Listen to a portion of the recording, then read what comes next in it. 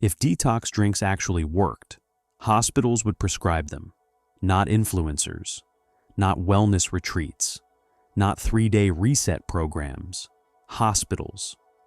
So before you take another sip of something labeled cleanse, ask yourself one uncomfortable question. What exact toxin is this removing from my bloodstream right now? Because if that question makes you hesitate, it should. The promise is seductive. Your body is full of hidden toxins, and this drink will flush them out. You'll feel lighter, cleaner, reset. But here's what nobody asks. When did your body lose its ability to detoxify itself? At what point did your liver resign from duty and wait for lemon water to rescue it? And this is where things get interesting. In medicine, a toxin isn't a vague feeling after a heavy weekend. It's a specific chemical with a measurable concentration. We can test for it, we can track it, we can treat it. So when a product claims to remove toxins, the real question is, which one? If that answer isn't clear, we're not talking about science. We're talking about suggestion. In 2015, researchers from the University of Sydney published a review in the Journal of Human Nutrition and Dietetics examining commercial detox diets. They found no compelling clinical evidence that these diets eliminate toxins or produce sustainable health benefits. None. In evidence-based medicine, when something works, it shows up in measurable outcomes. Biomarkers change, lab values improve, clinical endpoints shift. Detox drinks? They don't demonstrate measurable toxin reduction in controlled human trials. The UK NHS has also publicly stated that the body is already equipped to detoxify itself through the liver and kidneys. No special diet required. Now here's the question that should make you lean in. If the science isn't there, why do so many people swear it works? Right now, as you're listening, your liver is performing hundreds of biochemical reactions per second. Through phase 1 and phase 2 detoxification pathways, it modifies and neutralizes substances like alcohol metabolites, medications, and environmental chemicals. These compounds are then made water-soluble so your kidneys can filter them out in urine. Your kidneys filter roughly 180 liters of fluid per day. That's not a wellness trend, that's physiology. And here's the part people don't realize. If these organs fail, you don't feel a little toxic. You develop jaundice, confusion, fluid overload, severe metabolic imbalance. And we don't treat that with celery juice. We use dialysis, transplant evaluation, intensive care.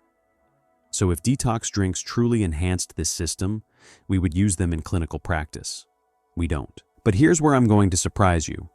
Detox programs can make you feel better, and that's the trap. When someone starts a cleanse, they simultaneously stop alcohol, reduce ultra-processed foods, cut excess sodium, increase hydration, and temporarily lower calorie intake. That alone reduces bloating and water retention. Feeling lighter is not toxin removal, it's water balance shifting. Glycogen depletion alone can cause rapid water loss in the first few days, which shows up on the scale. The brain interprets that as cleansing, but it's basic physiology. The benefit is behavioral correction, not biochemical purification. Here's something most detox marketing will never tell you.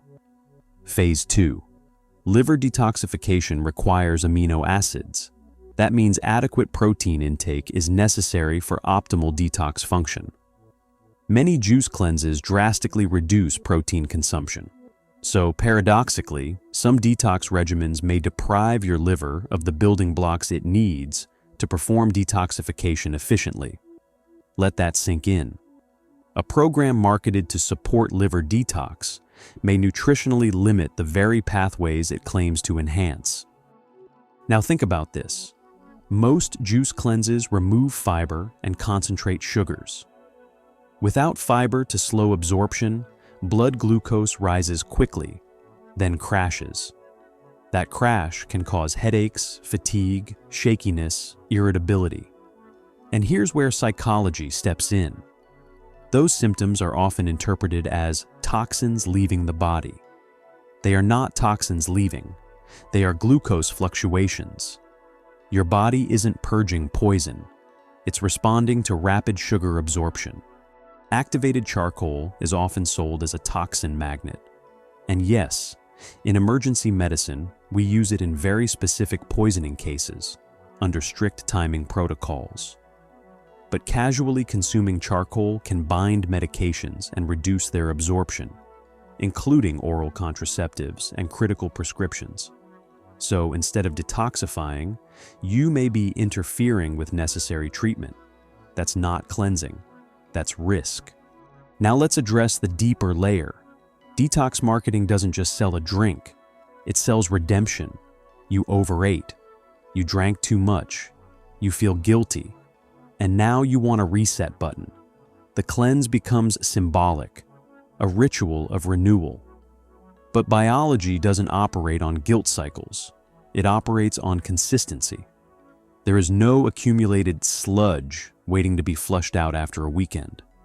There is metabolic adaptation, water retention, glycogen storage, all reversible with normal dietary balance. The word toxin in marketing is intentionally vague because vagueness cannot be challenged. If a product doesn't specify which toxin, at what concentration, reduced by how much, it isn't a medical intervention. It's a narrative. If you truly want to support your natural detox systems, research supports adequate protein for liver conjugation pathways, fiber for regular elimination, hydration for renal filtration, sleep for metabolic regulation, micronutrients like B vitamins and antioxidants, regular physical activity to improve metabolic efficiency. These are not dramatic, but they are effective. And unlike detox drinks, they are backed by decades of physiological evidence. Here's the truth that changes everything. Your body is not dirty. It is not waiting to be rinsed. It is running one of the most advanced detoxification systems known to biology, continuously, precisely, efficiently. If your liver and kidneys are healthy, they don't need cleansing. They need support. If they are not healthy, no smoothie will fix them. And once you understand that, detox marketing loses its power. Because the biggest toxin in the detox industry isn't in your bloodstream. It's misinformation. And if you think this myth was persuasive, wait until we talk about the idea that everyone needs exactly 8 glasses of water every single day, no matter their body size, climate, or activity level. Your body is not dirty, and it doesn't need a trendy drink to cleanse it. It needs support, consistency, and science. That's what this channel is about, understanding health the right way. If you believe in evidence over marketing, make sure you like this video, subscribe to the channel, and share it with someone who needs to hear this, because the more we question myths, the closer we get to real health.